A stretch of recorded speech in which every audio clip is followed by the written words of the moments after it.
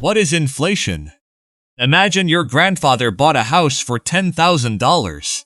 Today, that same house costs $500,000.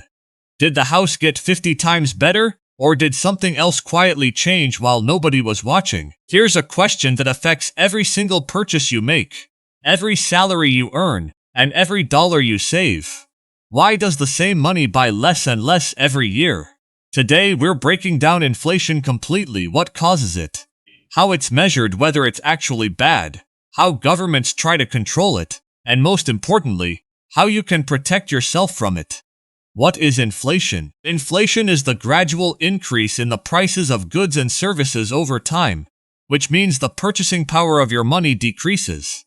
In simple terms, if inflation is running at 5% a year, something that cost $100 today will cost $105 next year.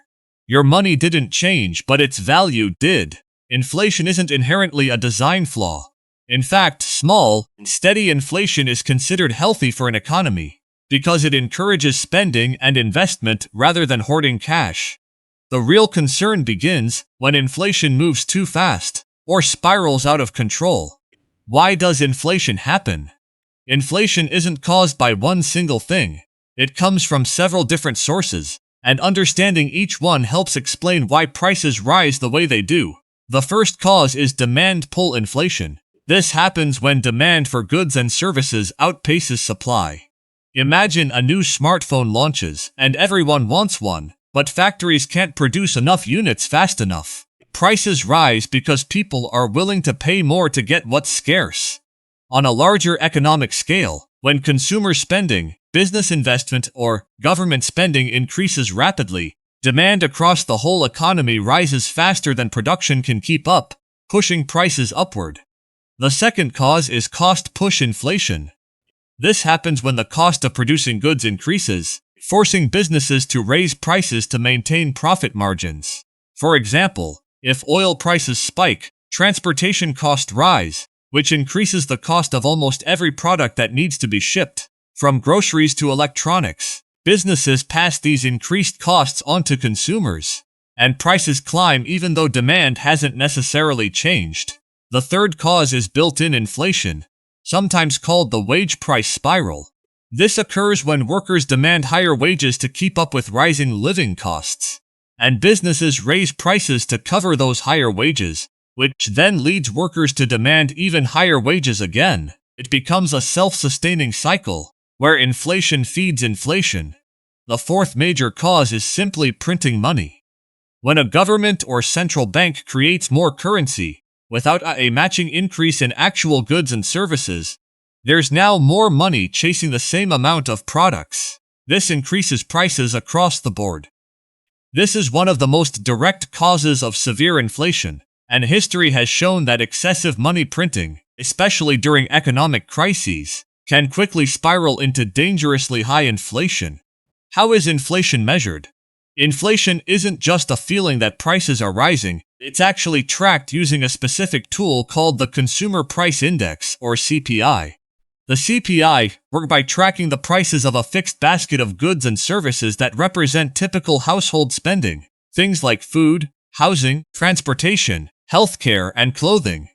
Government agencies collect pricing data on these items regularly, then compare current prices to previous periods. If that basket of goods cost $100 last year, and now cost $103, that represents a 3% inflation rate.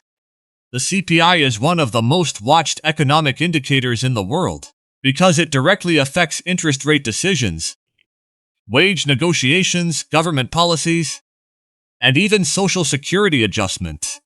This is where things get interesting, because inflation isn't automatically good or bad. It depends entirely on how much and how fast. Moderate inflation, typically around 2% annually in many developed economies, is actually considered healthy. It encourages people to spend and invest their money rather than let it sit idle, which keeps the economy moving. But there are two extremes that cause serious problems. The first is deflation, which is the opposite of inflation. Prices actually fall over time. While that might sound appealing, deflation can be extremely damaging to an economy. When prices are expected to keep dropping, consumers delay purchases, waiting for even lower prices.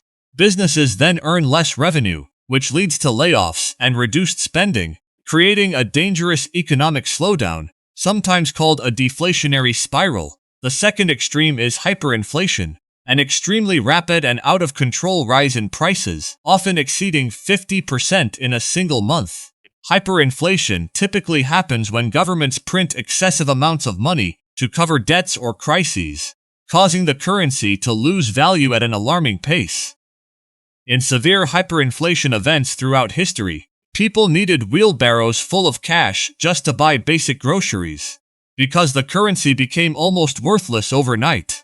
This is why economic stability isn't about avoiding inflation completely. It's about keeping it within a controlled, predictable range.